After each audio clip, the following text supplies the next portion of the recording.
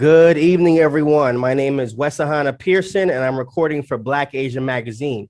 I'm talking to a gentleman that I met through our Slack group, which is called Nabea, Nabea.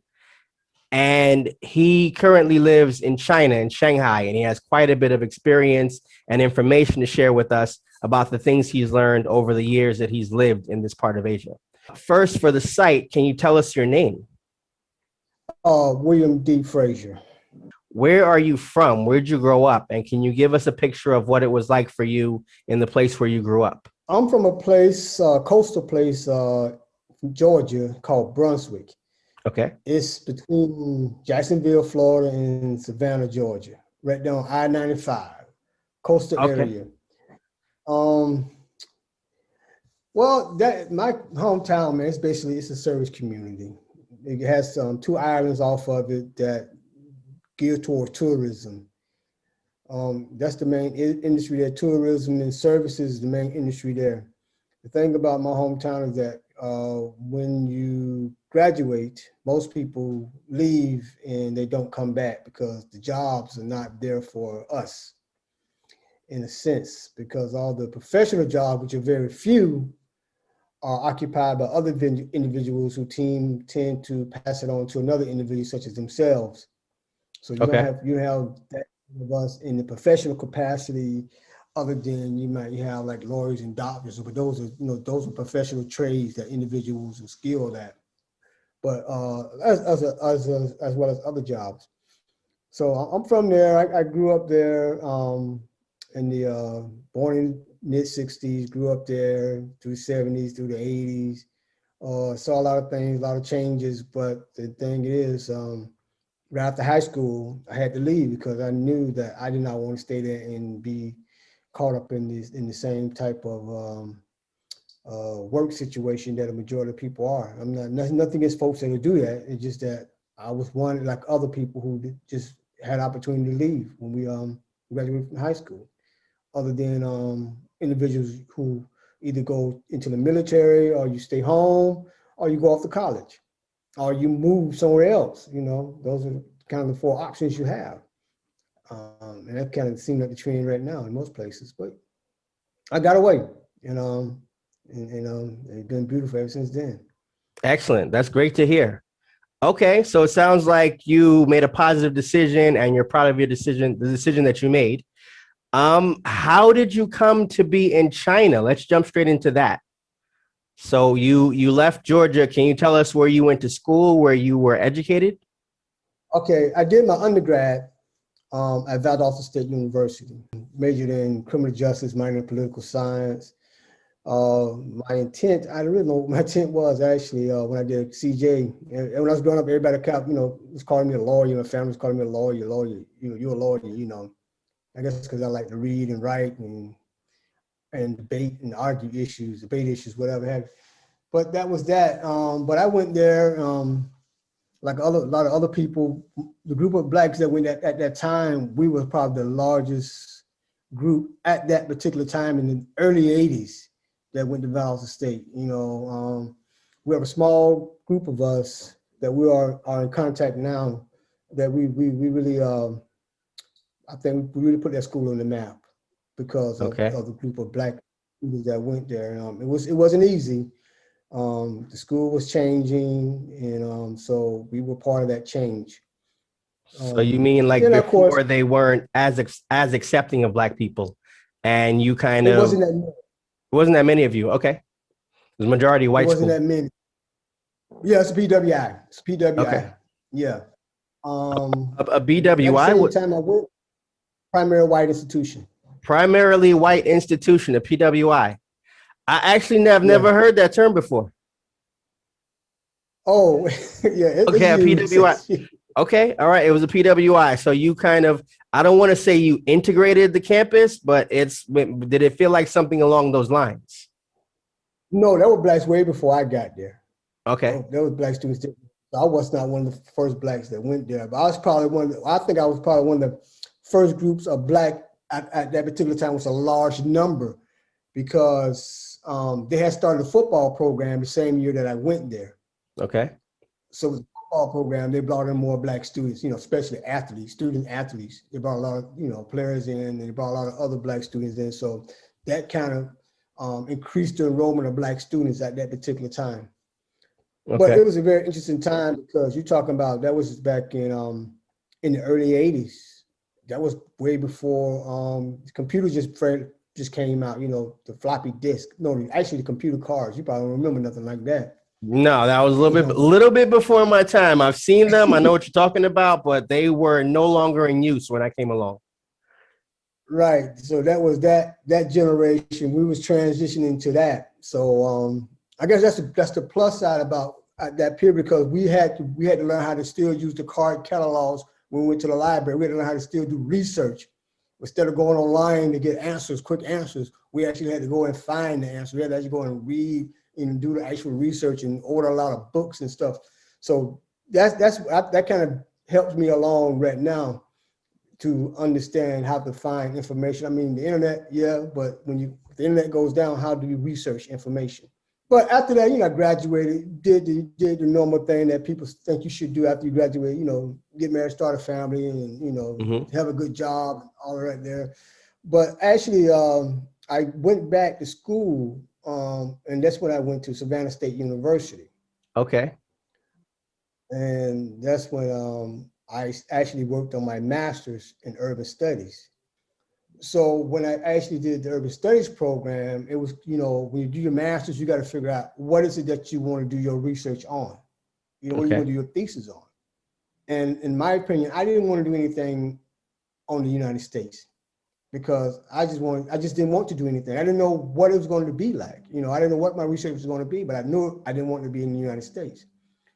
It just so happened that my faculty advisor, is from Hangzhou, China. Okay. And I had asked him one day, would he take me to China? And he just said, yes, one day I will.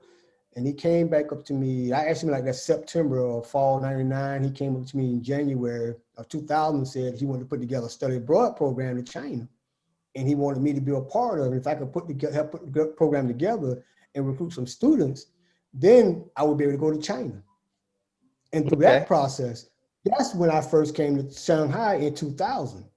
Okay. So when I first landed here, to answer your question, what insight that I got, when I landed here, everything that I knew, including the urban study program, it all came together when I came here. Okay. All right. And Yeah, that was I've heard a couple of people say that already. They were at their university and the faculty at the university introduced them to even the idea of moving to a place like China. And were it not for that, maybe they wouldn't have even gone that route. Okay. right. All right. So you landed in Shanghai because you helped your a faculty member at your school put together the study abroad program. Yes, yes, Did you yes. experience culture shock the first time you landed in China, in Shanghai in 2000? What I felt was I felt I was going to live in China. Right off the bat, initially. So you thought like this place kind of called you, or you felt extremely comfortable there. You felt at home. It's a sense of maybe belonging. Yeah, because that's one of the first things I said. I'm going to live here. Wow. Okay. That's kind of Yeah, I radical. said that. I've I never said that. I could say just that. Shanghai is a very, very unique city. Would you say that because your first experience with China was in Shanghai, as opposed to, say, Hebei or even Beijing, is it because it was Shanghai that you felt at home? Or do you think if you had gone to any other place in China, you would also have, it would have invoked the same sentiment?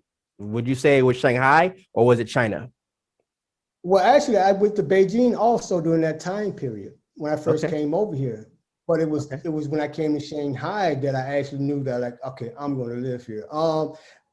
And I didn't know about those other cities. I only knew about Shanghai and Beijing. Okay, Okay. Yeah. because that's where we went, and it just felt so comfortable. It felt so natural. Like, okay, this is where I'm supposed to be. Okay. Didn't know why, but I just felt that. All right. Okay. So let's jump ahead a little bit. This should be one of our latter questions, but you've already kind of gone down that road a little bit already. Being a black man living in China, particularly with that, what has been your experience? From listening to you, you feel extremely comfortable. Can you go into Yes. that a little bit more? How do you feel specifically as a black man living in that environment? What has been your experiences, not negative and positives? And how do you see yourself fitting into this society? That's a very good question. And I've had people, Chinese people, ask me that question in a different kind of way. Mm-hmm. And they asked me like, why you stay in China for so long? You know, why you stay in China for so long? And I tell people this. I say, China chose me. Okay. You know, it chose me. So like when I first came, when I landed in the airport, it was just so comfortable. It's mind blowing as I think about it. You know, everybody asked me because the adjustment was not really that difficult. I mean, I had to learn how to feed myself. I had to learn how to shop and get an Mm-hmm. Okay. apartment and pay my bills. I had to learn how to do the basic things to live here, but I had people here that were very supportive, local people that were very Okay. supportive in making sure that my transition here was as smooth as possible, not knowing that I would still be here this length of time. But for the moment, since you've been there from the time when you started there leading up to now, what kind of work have you been doing and what kind of work are you involved in at this moment? What is going to be one of the easiest jobs when I first came over, one of the easiest jobs for anybody when first come to China is to be an English teacher. Right. I was over here, working on my PhD when I came back initially. That's what I was over here as a student, but a side hustle to make money, I was an English teacher. And so that's how I made a living at my early stage, working part-time, but yet a full-time student. But that was one of the first thing I did. But when I got more into the program, it started exposing me to how the government was actually going to go about developing the country, what some of the things that they were implementing, and what was the results of the implementation of some of these policies that they had that was going to have an impact on the country in the long run. You got to remember when China, when I came over here first time, China was not part of the WTO. They only came to the WTO in 2001. Okay. So just a year before So that, you were there. this year before that. But once they entered the WTO, you could see that it was a lot of investment into businesses developing, small businesses, that the government really put a lot of push into a lot of these different regions in the country that were specialized in different manufacturing hubs. So in my program allowed me to go travel to these different cities to do like research and understanding this is where the investment is going to go, this is how they're going to develop it and so forth in the future plans. So I did that. But then that led into a Chinese person coming up to me and asking me, say, William, you want to learn how to do business in China? Okay, Not just knowing. to stop for 1 second, what was the name of your program and is it still available for people to interact with? Oh, the program, I was a PhD student at Tongji University, majoring in urban planning. Okay, all right. So now you graduated to, but by the time you got to China, you had already stepped up to attaining your PhD. When I came to China, I came to get my PhD. Ah, okay. So this program is still available. That urban planning program is not available anymore, but the Ah, university is still available. The university still, I'm telling you, university is one of the top universities in China. okay. What's the name of it? Tongji, Tongji Tong, Tongji University. Tongji It's University. in Shanghai. Yeah, it's in Shanghai. Tongji Dashue. Okay. All right. Okay. There's a great architecture, urban planning, transportation. It's a great university here. I came to two study abroad programs to China. I came in 2000, and Mhm. then the university, like what I did when I came over here, because I helped out a lot of students, like, Okay, you're a good guy. You're very supportive of the program. Would you like to do it again? So I came back again in 2001. And then when I came back in 2001, they had this World Planning Congress where all the world planners came to China at that time. And the event was being held at Tongji University. So I came over and I attended that event. So when I was talking to one of the professors at the university, he found out that I was, getting my master's in urban studies in the United States. He said, William, if you want to, you should consider coming over here to get your PhD. Okay. Then I told him, look, I don't speak Chinese enough to get a PhD. He said, no, your program will be in English. And I said, okay, so we exchanged information, but I never really stepped into that arena. I just went back to the States because I was on the study abroad program. And I graduated, went back to my job as an urban planner. No, as an economic development planner in Savannah, Georgia. Okay. And that's how that happened. That's the backdrop to the university. What kind of work are you doing there now in China? Right now, I'm more like a content writer, marketing. Yeah, I work with Chinese companies now. That's one area that they really need assistance with is social media. Right. Okay. Because most of them don't have access to, they do have access. I'm not going to say most of them don't. They do have access to the social media platform, Facebook, Twitter, Instagrams, and all of that. They just lack experience on how to create content for that. Okay. And the companies for which you write, for which you create content for, what do they do? What kind of products do they make? What kind of businesses are these? One company is an aluminum foil manufacturing company. They make aluminum foil containers, aluminum foil rolls, and aluminum foil pop-up sheets. They're one of the major aluminum foil manufacturing companies here in China. Company called Able Packaging Company. And they also have the sister company that's called Unger Machinery. They make the machines that make the aluminum foil. And they also make the molds to make the aluminum foil. So it's like 3 windows I'm involved in. Not only am I involved with the company that produce it, I'm also involved with the company that makes the machines to produce it. Okay. All right. So hypothetically, I'm a young person. I'm a content creator. I am very proficient with social media, social networking, and I want to do this kind of job. I think it would be a great experience for me. I think I would love to travel abroad and be exposed to that kind of environment. How do I apply? Do I just contact William Frazier, or are there other channels that I can go through to land that kind of a position? China's a very, you're talking about private industries, first of all, a private company that you asking this for. There has to be a high level of trust for them to even allow you to get access to certain information to do that. Wow. Okay. That means you actually have to be here and develop those relationships before they even trust you to give you information to allow you to put that information out on their behalf. Even though there's a need for it, there's a lot of time you have to put into understanding them as well as them understanding you in order for that to happen. Okay. And how long would you say it took you to develop the kinds of relationships you have now with Chinese companies? 20 years. 20.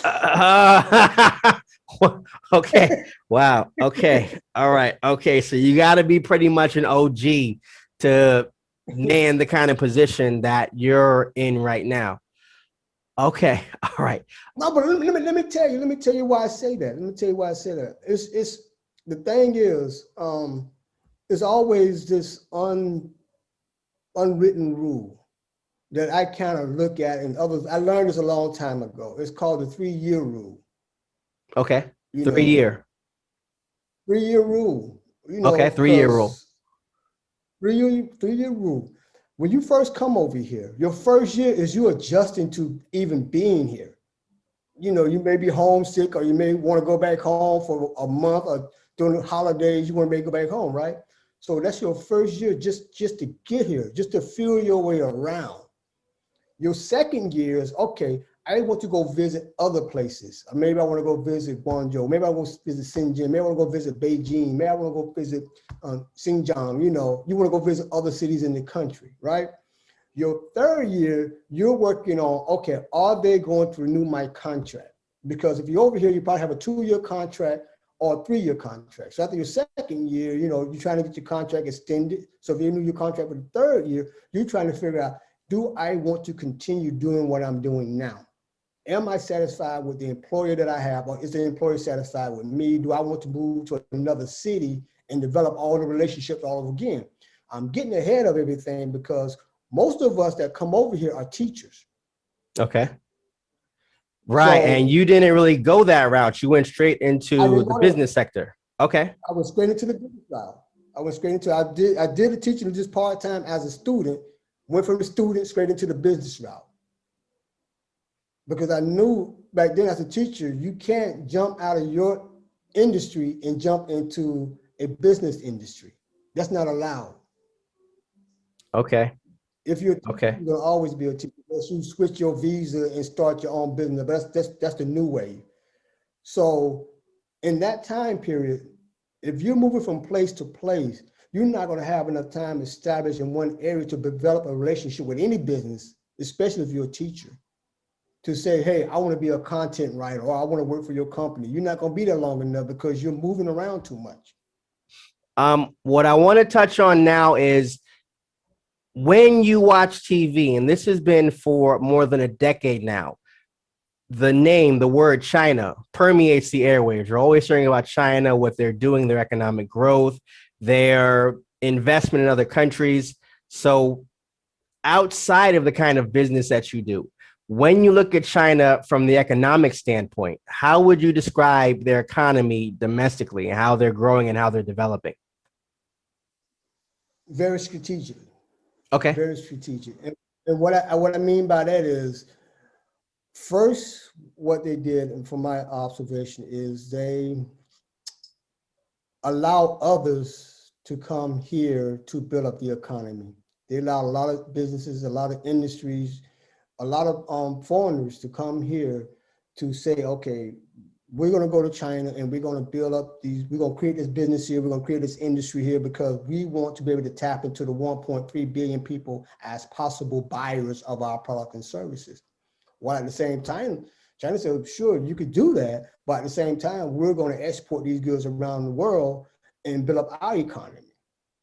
Okay. Get access to countries. And what I looked at, what I examined was that before 2010, you didn't have that many Chinese people that had passports. But Okay. after 2010, there was a big increase, maybe from 2007 to 2010, there was a big increase of Chinese people that had that attained passport. And as a result, they were able to travel around the world, go to different countries and acquire all these goods and products from around the world and bring them back here. So everybody would say, okay, this is what's around the world. People got exposed to it. People start looking at the goods and the quality and say, okay, we want to start having something like this because if you're buying it, we need to produce something like this so we could buy it. So we can make it and sell it back out. So Okay. in that sense, what happened is that, like anything, if you have a job that you training somebody else to do, eventually you're not going to have a job. Okay. And that was what a lot of things was going on over here. You had a real influx of Chinese people being trained by foreigners, and those foreigners are rotating back to the States because it's less expensive to give somebody a local contract rather than giving a foreigner an expat contract. But yet the local person has just as much skill and knowledge as the expat has. Okay. And now once they obtain, once they have learned how to make things for the European market, how to make things for the US market, for the South American market, for the African market, for the Oceanian market, once they learn how to make all these things for all these markets around the world, then they figured out we could produce something that everybody's going to want. And then take it around and sell it within the country. And that is the trend now. It's not that the export is dwindling down going to the US, but the export is actually increasing to other countries. Okay. So the amount of products, the volume of goods that they're sending out hasn't decreased. Where they're sending these products to has changed. Pretty It's much. changed. Okay. Pretty much it's changed. And they're also making more products for the domestic market. Because if you have if you have a history of making products that has to meet European standards and US standards, why not take those same standards and make the product for your own domestic market? Because everybody's income is increasing, so people can afford to pay for those high quality products. So it's a big push for domestic consumption now, to build up the domestic market and at the same time develop external relationships outside the country. Okay. And I'm happy that you kind of got us going down that train of thought already, shifting from domestic to foreign. China is invested quite heavily in some places in the world, especially in developing countries, which is Yes. being met with, it's being embraced and it's being rejected also. And I say that some people are saying, okay, it's bad because China is becoming a new colonial power, or it's good because China is actually building infrastructure in these countries. What is your opinion about China's influence that is increasing in all these different places in the world right now as we speak? I mean, you get a little bit of both. You get a little bit of both. And my opinion is that from when I first came here, when I first came to Shanghai, there was only 4 metro lines. Okay. Now there are probably about 17 or 18 metro lines. They have built up the infrastructure here in this country very rapidly. Now, I don't know of any other country that can build up the infrastructure as fast as China right now. And what they were able to do because of the build up of the infrastructure, they were able to lift people out of poverty because they're able to move goods from one location to the next. Now, if you take that same model and you go to another country and you build an infrastructure there, eventually, like the railroads, you start building up towns along those developed areas, along those highways, along those railway lines. You start building up businesses around there, in industries around those areas. As you build those up, those people start increasing their income, and hopefully the intent is to lift those individuals out of poverty. Now, most people would say, yeah, it's a debt trap, but I would argue that up until maybe, I'm gonna go as far as, I'm gonna say 2000, it could be earlier than that. I'm gonna say the Western countries never thought about building these infrastructures up in these other countries. They never done it. Where were they in the 70s and 80s and building up these countries' infrastructure? Why didn't they do it? So now that you have somebody else that came along and is doing it, and they're doing it very efficiently and doing it at a cost saving, of course, there's money involved in it. There's risk involved anytime when you're doing business. But at the same time, you want to improve the world economy. If you improve the world economy, in essence, you're helping yourself out. So it's a twofold thing. I mean, I just don't see any Western country that actually did it prior to China. And if China didn't come along, I don't think they would have done it. Now they want to complain. Okay. Thanks for sharing that with us. Moving forward, just in general, since you've been in Shanghai, since you've been in China on and off for 20 years, what kind of jobs have you seen other Black people involved in since you've been there? Most people, again, most Blacks that come here prior, a lot of people working for a lot of companies, these big multinational companies. When they first came, built the companies, bring up the top line, foreign employees to help establish the companies here. And there was a lot of Blacks over here at that time frame, but that is not the case anymore. I'm gonna be honest with you, that is not the case anymore. Again, what's the reason? They just went home. They didn't have the stamina to stay out there, or homesick, or what? What you had was, you have a lot of Chinese people who were educated in the United States. You had a lot of Chinese people who worked in these multinational companies in the United States. So what they started looking at over here is it more economic sense to bring a Chinese person in who's been educated in major universities, bring them back here and work in these multinational companies, or keep an expat here and pay them an expat fee. It's a lot of money to support an expat over. You're paying for the housing, you're paying for the spouse, you're also paying for the children's education. If you got 3 expat kids that's getting educated and they paying what, $25,000 a semester, and they're paying like maybe $6,000 or $7,000 a month for a house, and yet on top of the primary spouse salary, that's a lot of money these companies are spending on expats. Whereas they could have a Chinese person who's local that has the same amount of skills, the same amount of knowledge that they could give a local package to and save a lot of money. Okay. So So that put not just Black expats, but expats in general, that kind of pushed them out of expats in general. But but these are people who work for these multinational companies, you know, the Coca-Cola, the UPSs, the DHL, the Delta Airlines, you know, you could name some of them over here. But again, you didn't find them in even Ford and GMs and Schneider Electric and other companies like that. And I knew a couple of guys that work for these companies. But once they leave, they would tell me, you know, I have to leave because somebody's replacing me, which I understood that. I understood that. But the problem in that part to address that issue is that we don't have any Black companies over here to bring in Black employees to focus on developing something in China. So we don't have that issue because we don't have that. Right. And I like how you and I are playing off of one another right now. It's like you're kind of reading my mind to some extent. The questions I want to go into, you're already setting up the question. And with that said, from our previous conversation, you and I differ on one thing. Like, you've been in Asia since 2000. I landed in China in 2005. And over these years, we've seen rapid advancement, development, different changes in infrastructure and technology and the temperament of people in these places. What I predict is that there's like kind of like an upward trend, whereas before, I think you were one of the only, especially Black people, but foreigners in general, who were anywhere to be found in your area when you traveled abroad. And the same thing with me. And now foreign people, foreign communities are almost ubiquitous in these different major Asian cities.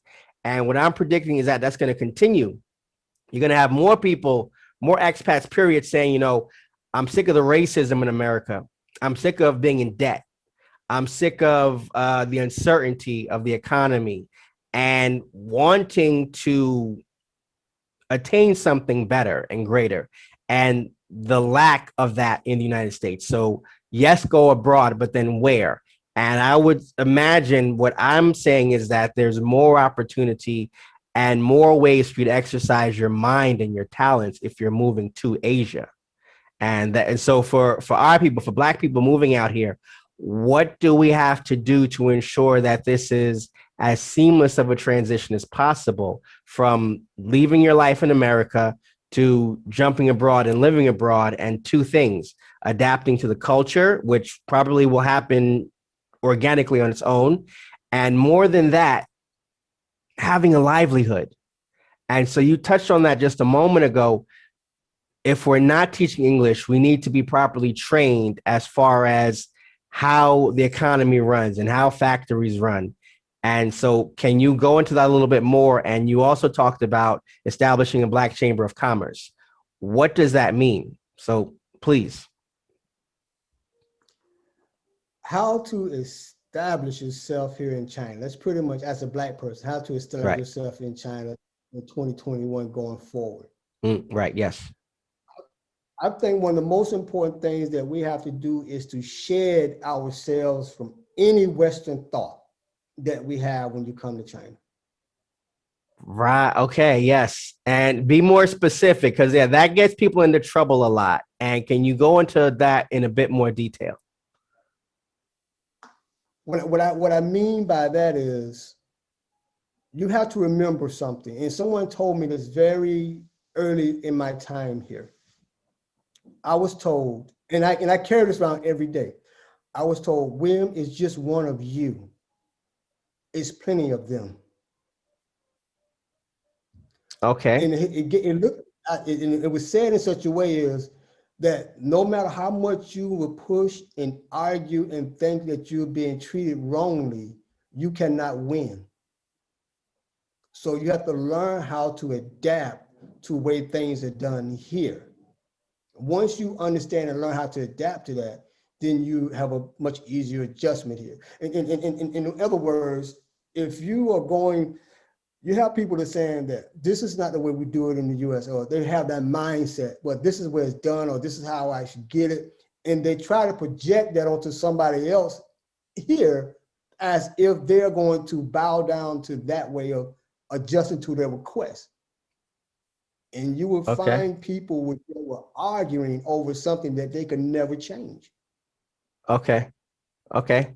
Makes perfect sense. All right. Okay. So beyond that, talking about training to understand how different aspects of the economy are run, is that even possible to do? And what would that look like?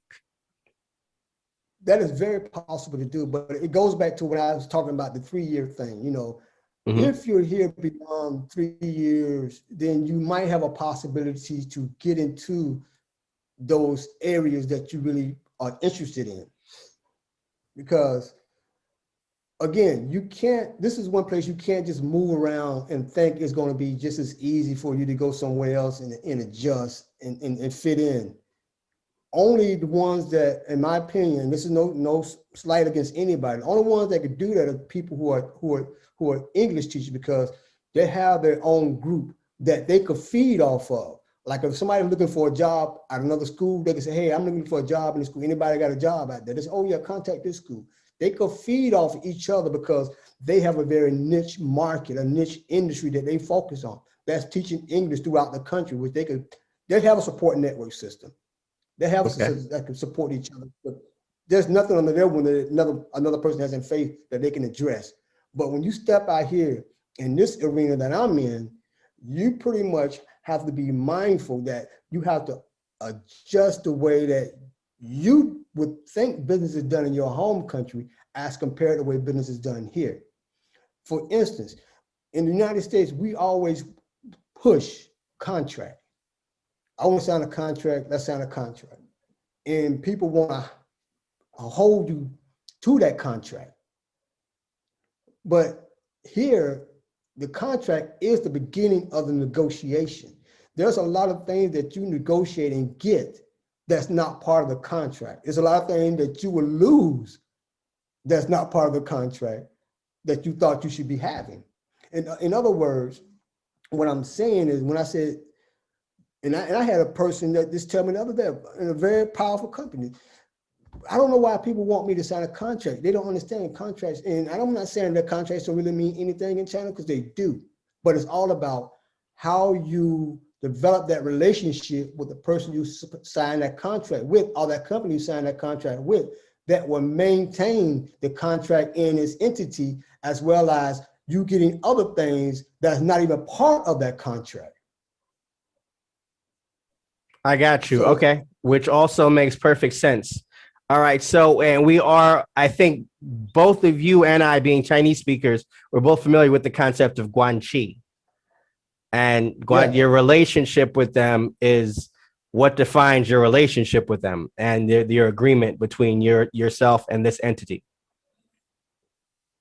yeah, and it also opens other doors for you, because if somebody else look out for you and tell you, recommend you somebody else, say, oh, he's a good person, then most likely you don't have to go through that whole thing of building that rapport with the new person that someone already introduced you to, because you could be in a group setting and you get introduced to somebody and they take you under their wings and so forth, and guide you in a different direction that you have no idea that you were going in. I mean, in my case, I've been fortunate enough to meet people that I met years ago that we are still have a business relationship to this very day. Well, and I also met people years ago that I don't know what happened to them, but they contact me every now and then and say, hey, William, you still here? I have something I need you to help me with. Because there's always this thing that, and it happened when I first came here, it was that you had people who really didn't understand the English language in its written capacity. You could write something, but the interpretation of what's being written is not always in the best, not always in the best interest of the Chinese business. They feel it's not in their best interest, so they ask me to say, okay, William, can you look over this for me and let me know if this is okay? Is there anything wrong with this? Is there anything I should look at, pay attention to? That even happens now.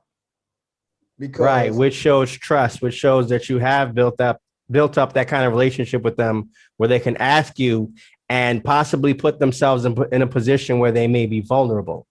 But they're saying that that's exactly, okay with William. exactly, Okay. exactly. And that comes with time. That comes with time. Okay. All right. As we wrap up this interview, moving forward to the future, what do you have going on in the immediate future? What are your plans going forward later on? Oh, the immediate future. What do I have going on? I will hope that the I don't know if it's going to pass, but it's going to be very interesting if they pass that infrastructure bill, that Biden is that $2.2 trillion. If that actually passes, and In the the United 2.1 trillion States. dollars in the United States, Okay.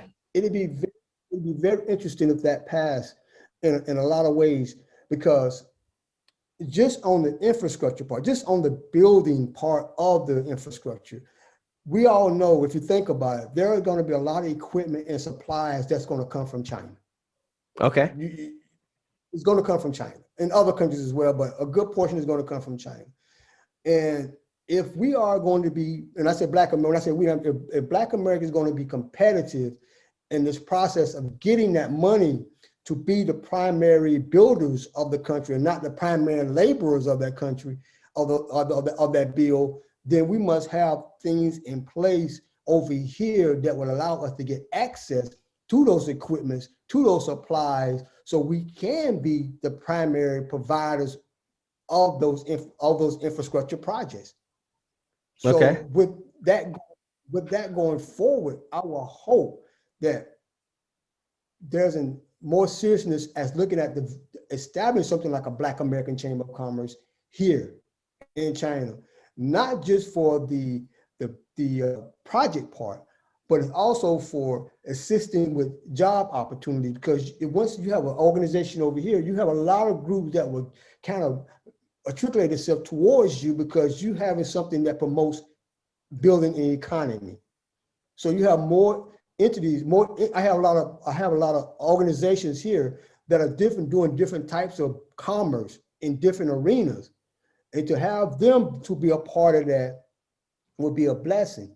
At the same time, we need to have more of us coming over here on study abroad programs, not just on the study abroad program to go and say, okay, we're going to go visit the historic sites, or we're going to go and visit a restaurant, or we're going to learn how to make local dishes, cuisines. I'm thinking about a study abroad program where you can actually have people come over here and do like an internship in some of these companies to learn how the manufacturing process is actually done, to flip the script a little bit, to develop those type of relations with organizations here, where we can have a college student that's majoring in electrical engineering actually coming here, develop a relationship with these companies. So when these companies looking to expand, this person already has developed a relationship with someone over here that actually could use to grow their business. And that would tie into going into the trillions of dollars that they're getting ready to bid, getting ready to spend, if it's approved, to connect all those three things together: the educational part, the job training part, as well as the business development part. So that is the trend that is paramount over here, because that's what I witnessed what they did over here. I mean, you had a Okay. lot of people who didn't have it, so they have it now. All right. So when you say Black Chamber of Commerce, you mean an entity that's on the America side that brings people over to China, organization on the US side. Yes, just entity in the U.S. that supports the entity here, because it's vitally important. It's more important to have something that's already established in the U.S. If you have a Black American, we have a Black American Chamber of Commerce. We have a lot of them all over the U.S., right? Mm-hmm. So it's not that they don't exist. Now, for them to come over here and say, we want to establish Black American Chamber of Commerce, the first thing they're going to say is, where's their website? Because they over here, they want to know, does this organization actually exist? Okay. Once they find out the organization actually exists, then it's easier for them to establish one here. Because you can be like a satellite office. easier that way because they have a history already of establishment. And since they have, they receive funding from whoever they receive funding from in the United States, they can easily use that funding over here, transfer some of that funding over here to support it. And at the same time, you can also have like internship. You can bring students over here, Black students, to come over and do an internship for 6 months, for 1 year, whatever, to work in his office, to go out here, to go to these different cities, to go to these different trade shows, to go to these different factories, to develop all those relationships. That can easily be done. And also, to make sure that have policy, to be part of that policy part to support developing of Black American business in the US. There are a lot of Chinese companies here would love to open up operations in the US, but they don't have anybody over there that they can connect with to open it. Okay. All right. Okay. That's a lot. Very informative. I just learned quite a bit from talking to you just now. You've obviously got experience, multitude of years of experience, and I'm very grateful to be able to talk to you today. All right. Any final thoughts? Any last things that you want to say, get out, any messages, anything you would like to promote? I've written my book. It's called Black American Entrepreneur in China. Okay. Connecting industry and cultural differences. All right. We'll definitely promote this book. Right. Go. Wait, one second. Okay. Okay. Black American Entrepreneur in China, connecting culture, connecting industry and cultural differences. But one thing that I want all to know, and I keep this with me a lot when I'm doing business here. And it's a very simple philosophy that I have. And that is, you cannot operate an American company in China as if it's in the United States. Okay. I'm gonna repeat that. Not operate an American company in China as if it's in the United States. Got it. Okay. Excellent. And that's my final point when you go business in China. Okay. It means All a right. lot. All right. So I would say we do have access to China. We've got you over there. Okay. A lot of people try to do it, man. It's a wonderful ride, and I'm really humble that I'm on the ride. I really am. All right. Okay. Thank you for giving us this talk, and thank you for all this wonderful information. All right. Here's a T-shirt. The logo right here. Black Asian Magazine. Yeah, I'm gonna send you one. Gotta get that. Okay.